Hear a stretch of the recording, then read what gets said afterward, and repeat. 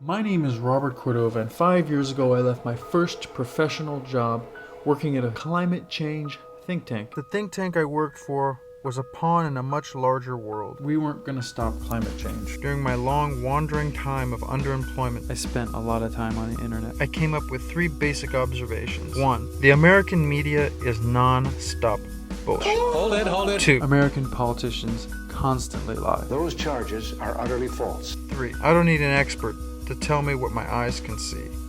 I stopped looking at things intellectually and started looking at what's right in front of my face. I don't think I'm alone in doing this. I think most Americans know exactly what's going on. We have a wonderful country here, and it's damn well worth fighting for.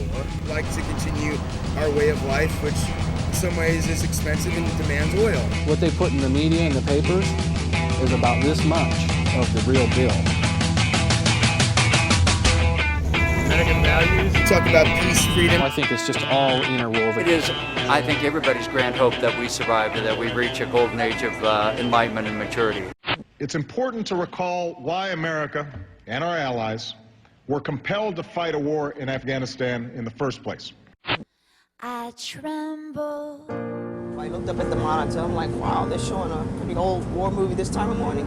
And I saw an airplane hit the tower. Someone who does that and does all that stuff, he's pissed. And you want to listen to what he got to say.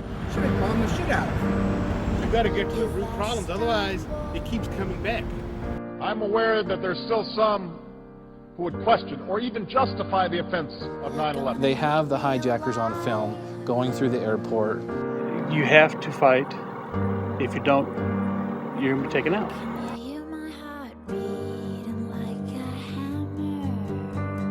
There's no in between. You either kill them or you treat them with dignity and respect. We're killing thousands of fuckers. It's great. I'd be mad too if somebody just came and took my family's country. People need to start reading between the lines. The motherfucker's a gangster. He's a gangster. Saddam Hussein and his sons must leave Iraq. What type of shit is that? How you gonna take somebody's country? Who the fuck are you? There are a lot of people of your generation that have a lot to learn. I think that America will always be invading somebody. It just boils down to treasonous comments. What are American interests? As soon as I start using America's tricks, stealing land, that's one of them, stealing oil to get ahead. At one point, the market fell as if down a well.